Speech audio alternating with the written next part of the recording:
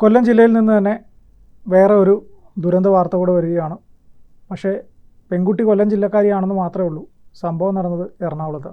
എന്താ ബിൻചേട്ടാ വിശേഷം? തീർച്ചയായിട്ടും. ആലുവയിലെ ലോഡ്ജിൽ കൊല്ലം സ്വദേശിനിയെ കഴുത്തിൽ ഷാൾ മുറുക്കി കൊലപ്പെടുത്തിയ നിലയിലാണ് കണ്ടെത്തിയത്. അതിൽ കൂടുതൽ വിവരങ്ങൾ പുറത്തു വന്നിരിക്കുന്നു. വിവാഹം കഴിക്കണമെന്ന് ആവശ്യപ്പെട്ട് നിരന്തരം ശല്യപ്പെടുത്തി എന്നാണ്, അതിനാൽ ഇത് ഒഴിവാക്കാനായി കൊല ചെയ്തു എന്നാണ് ഈ നേര്യമംഗലം സ്വദേശി ആലുവ പോലീസിന് നൽകിയിരിക്കുന്ന മൊഴി. വിവാഹം കഴിക്കണമെന്ന് നിരന്തരമായി നിർബന്ധിച്ചിരുന്നുവെന്നും നാട്ടിലും വീട്ടിലും ഇതിൻ്റെ പേരിൽ തന്നെ നാണം കെടുത്തിയെന്നും കൊലയ്ക്ക് കാരണമായി ഇയാൾ പോലീസിന് മൊഴി നൽകി. അമിതമായ മദ്യലഹരിയിലായിരുന്നു കൊലപാതകം നടത്തുമ്പോൾ പ്രതി. ഇന്നലെ രാത്രി 11:30ഓടെയാണ് കൊല്ലം കുണ്ട്ര വെളിച്ചിക്കാല ചാരുവിള പുത്തൻ വീട്ടിൽ അഖില, 35 വയസ്സുള്ള അഖില, ആലുവയിലെ ലോഡ്ജ് മുറിയിൽ കൊല്ലപ്പെട്ടത്. അഖിലയുടെ സുഹൃത്ത് നേര്യമംഗലം മണിമരുതുഞ്ചാൽ ആറ്റുംപുറം വീട്ടിൽ ബിനു എൽദോസാണ് പ്രതി. ആലുവ പമ്പ് ജംഗ്ഷൻ സമീപമുള്ള തോട്ടുങ്ങൽ ലോഡ്ജിൽ 201 നമ്പർ മുറിയിലായിരുന്നു ഈ സംഭവം നടക്കുന്നത്. കുറച്ചു കാലമായി ഇവർ അടുപ്പത്തിലായിരുന്നു. ബിനു എന്ന അഖില എന്നുമാണ് പേര്. എടത്തല 4 മൈൽ ഭാഗത്ത് മൊബൈൽ ടവർ കമ്പനിയുടെ വാഹനം ഓടിച്ച് ജീവിക്കുന്ന ആളാണ് അവിവാഹിതനായ ബിനു.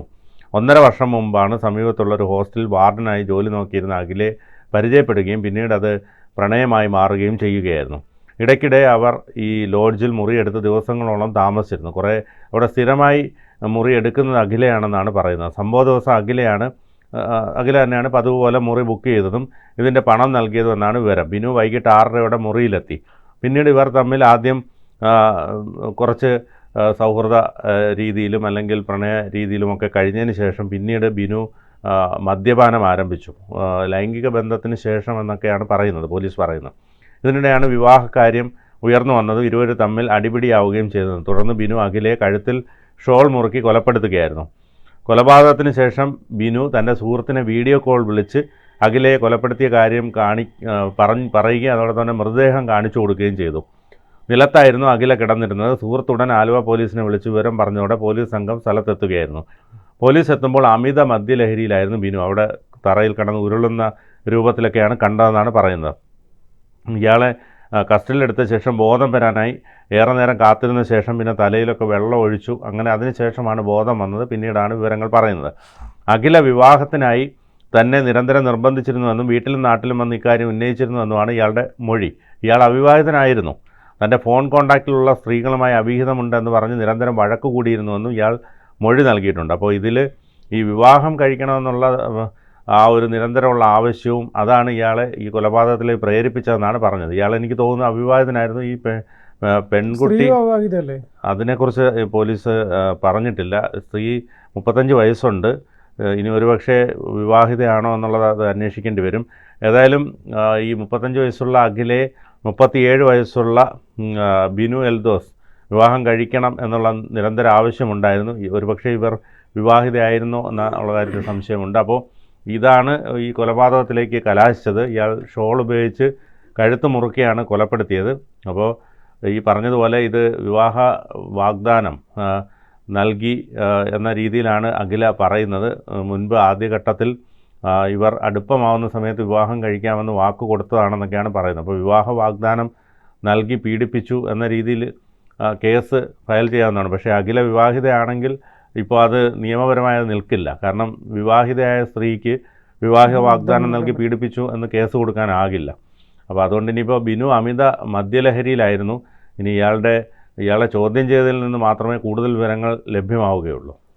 ഇതിപ്പോൾ ഓരോ ദിവസവും പുതിയ പുതിയ കേസുകൾ ഇതുപോലെ വന്നുകൊണ്ടിരിക്കുകയാണ്. കഴിഞ്ഞ കുറച്ച് ദിവസമായിട്ട് ഈ പറഞ്ഞതുപോലെ കൊല്ലത്തെ നല്ല കുറേ കേസുകൾ നമ്മൾ റിപ്പോർട്ട് ചെയ്തിട്ടുണ്ട്. ഇപ്പം ഷാർജയിൽ ആ പെൺകുട്ടി ആത്മഹത്യ ചെയ്തു, അതൊക്കെ പിന്നെ മറ്റേ അതുല്യ. അപ്പോൾ അങ്ങനെയുള്ള കേസുകൾ നമ്മൾ റിപ്പോർട്ട് ചെയ്യുന്നുണ്ട്. കൊല്ലം ജില്ലയിൽ നിന്ന് നിരവധി കേസുകൾ റിപ്പോർട്ട് ചെയ്തു. ഇതും ഒരു കൊല്ലംകാരി തന്നെയാണ്, കുണ്ട്ര സ്വദേശിനിയാണ് എന്ന് പറയുന്നത്. പക്ഷേ സംഭവം നടന്നത് ആലുവയിലാണ്. കഴിഞ്ഞ കുറേ നാളുകളായിട്ട് ഇവർ പ്രണയത്തിലാണ്. ഇവർ സ്ഥിരമായിട്ട് ആലുവയിലെ ഈ പറഞ്ഞ ലോഡ്ജിൽ റൂം എടുക്കാറുണ്ട്. സ്ഥിരമായിട്ട് അവിടെ റൂം ബുക്ക് ചെയ്യുന്നതും പണം കൊടുക്കുന്നതും എല്ലാം അഖിലയാണ്. ഈ കഴിഞ്ഞ ദിവസവും അഖില തന്നെയാണ് റൂം ബുക്ക് ചെയ്തത്. അഖില റൂം ബുക്ക് ചെയ്ത് വൈകിട്ട് 6 മണിയായപ്പം ബിനു അവിടെ വരുന്നു. ബിനു വന്നതിന് ശേഷം ബിനു മദ്യപാനം ആരംഭിക്കുന്നു. 8 മണിയോടുകൂടിയാണ് അഖില എത്തുന്നത്. അവർ ഹോസ്റ്റൽ വാർഡനാണ്.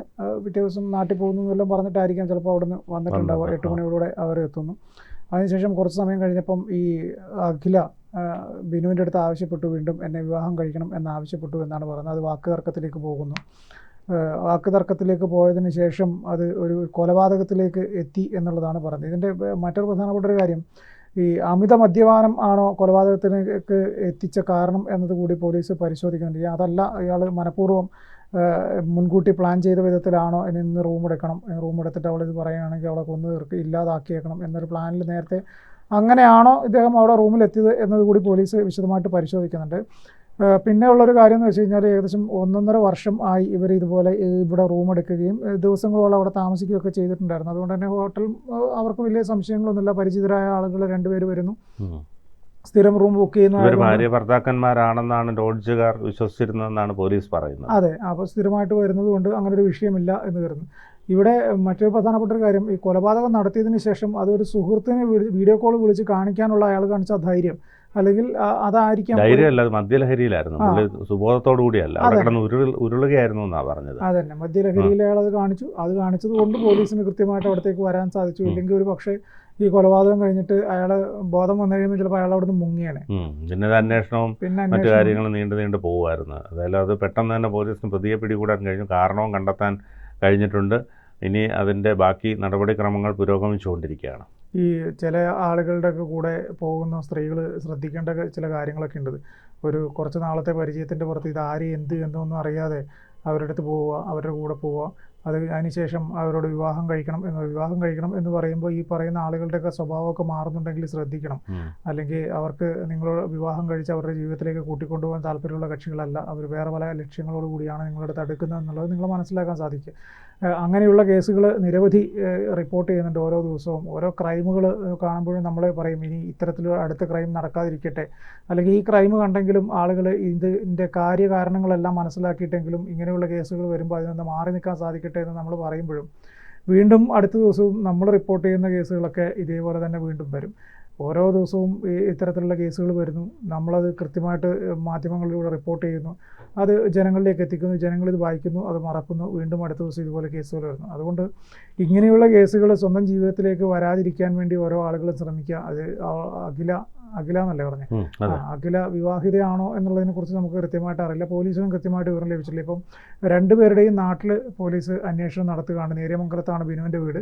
ബിനുവിൻ്റെ വീട്ടിലും അവിടെ നാട്ടുകാരുടെ അടുത്തും ഈ പറഞ്ഞ, അതായത് ബിനു വീഡിയോ കോൾ വിളിച്ച് കാണിച്ചു കൊടുത്ത ആ സുഹൃത്തിൻ്റെയും മൊഴി രേഖപ്പെടുത്താനുള്ള നീക്കങ്ങളാണ് നടന്നത്. അതിനുശേഷം ആണ് അഖിലയുടെ നാട്ടിൽ മൊഴി അവിടെ ചെന്ന് പരിശോധനകളും കാര്യങ്ങളൊക്കെ നടത്തിയതിന് ശേഷം അവരുടെ വീട്ടുകാരുടെയും മറ്റു കാര്യങ്ങളുടെയൊക്കെ മൊഴികൾ രേഖപ്പെടുത്തണം. അതോടൊപ്പം തന്നെ ഈ അഖില ജോലി ചെയ്തിട്ടുള്ള ഈ ഹോസ്റ്റൽ വാർഡനായിട്ടാണ് ജോലി ചെയ്തത്. ഹോസ്റ്റലിലും അവിടെയുള്ള ആളുകളുടെ മൊഴി രേഖപ്പെടുത്തേണ്ടതുണ്ട് എന്നാണ് പോലീസ് പറഞ്ഞിരിക്കുന്നത്. എന്തായാലും ഈ വിഷയവുമായി ബന്ധപ്പെട്ട് പോലീസ് സമഗ്രമായ അന്വേഷണത്തിന് പോകുന്നുണ്ട്. പക്ഷേ പ്രതിയെ ആദ്യമേ കിട്ടിയത് കൊണ്ട് തന്നെ പോലീസിന് പ്രതിയെ അന്വേഷിച്ചധികം നടക്കണ്ട. പക്ഷേ ഇതിൻ്റെ കാര്യകാരണങ്ങൾ എന്താണ്, ഈ വിവാഹം കഴിക്കണം എന്ന് പറഞ്ഞത് മാത്രമാണോ, ഇനി അതല്ല ഇവർ തമ്മിൽ വല്ല സാമ്പത്തിക ഇടപാടോ അങ്ങനെ ഇഷ്യൂസ്, ആ സാമ്പത്തിക ഇടപാടിൻ്റെ പേരിലുണ്ടായ ഇഷ്യൂ ആണോ എന്ന് ഉള്ളവിടെ നോക്കണം. കാരണം ഇപ്പം ബിനു കൊടുത്തൊരു മൊഴിയിൽ മാത്രമാണ് പോലീസ് ഇപ്പോൾ അന്വേഷണം മുന്നോട്ട് കൊണ്ടുപോകുന്നത്. കൂടുതൽ വാർത്തകളും വിശേഷങ്ങളും നിങ്ങളിലേക്ക് എത്താൻ ABC മലയാളം സബ്സ്ക്രൈബ് ചെയ്യുക, ബെൽ ബട്ടണും അമർത്തുക.